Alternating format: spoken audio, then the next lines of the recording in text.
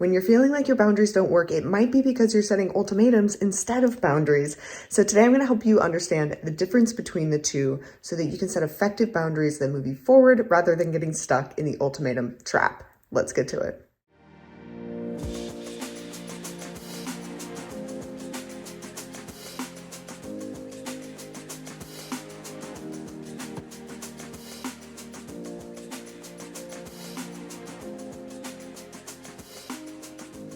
It can be hard to tell sometimes what the difference between a boundary and an ultimatum is. So let's jump in and tease that apart a bit for you if you are working on getting out of the ultimatum loop and stepping fully into setting super effective, highly empowered boundaries. In essence, boundaries focus on your behavior and ultimatums focus on the behavior of others.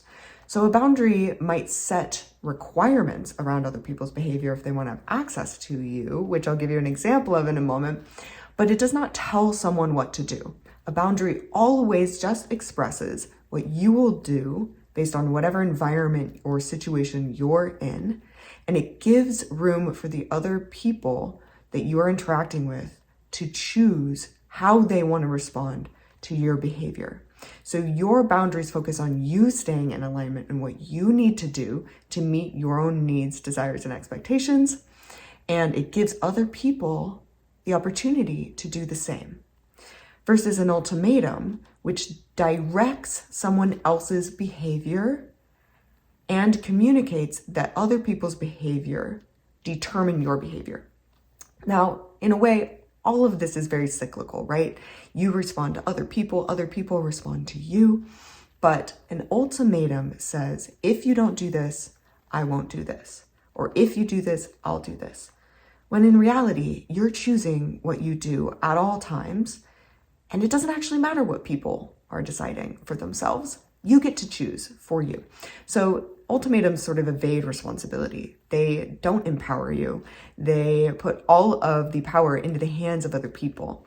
And that's what can be so activating about receiving ultimatums or offering them, because it projects all of that responsibility onto someone else rather than setting a boundary, which is what I ultimately want you to do. A boundary might sound like this. If you're in a conversation with someone and they're starting to be disrespectful or angry or make you feel unsafe in any way, a boundary would sound like, I am unavailable for this conversation with this type of energy, or a conversation where I don't feel respected. If you'd like to continue this conversation with calmer energy or more respectful language, I am available for it. I can stay. I'm here. I'm in it. But if not, that's okay. Take some space. I'm going to remove myself, and I may or may not have the ability to come back to this later, right? You get to determine what it is. Maybe you just want to shut something down. I'm not available to be spoken to that way. If you'd like to communicate with me, you're going to need to do it respectfully. So you can still set your requirements for other people's behavior, but you are telling someone what you are going to do, right? And what you are available for. And what the consequences will be if the environment or the energy doesn't change. That's fine. You can be angry and disrespectful, but not towards me. I will remove myself if that continues. Right? Does that make sense as a boundary? This is what I will do based on my needs. I need to be respected. I need to feel seen and heard. I need to feel safe. And so if I don't feel safe, I'm just going to remove myself. I'm not going to force the environment to change. I'm not going to shame or judge the environment. I'm simply going to be very clear about what I require for someone to have my attention and my physical, emotional presence, right? Versus an ultimatum, which would be, you better stop talking to me that way or I'm going to leave. You need to be nice. Otherwise, you won't get anything from me. If you don't do that, then I won't do this. Does that make sense? It's a bit more tit for tat. So next time you're going in for a boundary, I want you to think about taking full ownership over your ability to choose and honoring other people's ability to choose as well. It is okay if their life path does not align with yours. You still get to choose what you do and how you get your needs, desires, and expectations met.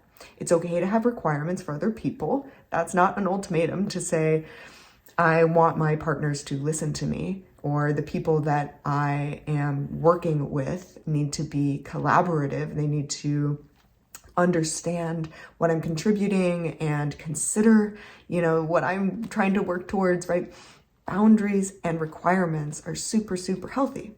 But ultimatums, again, evade your responsibility and they focus on other people changing so that you can change. The reality is you can change your decisions at any point in time. Your boundaries are not determined by other people's behavior. They're determined by what you need to be in alignment, right? All right. Let me know if you have any questions in the comments below. Subscribe and like for more, and I'll see you in the next one.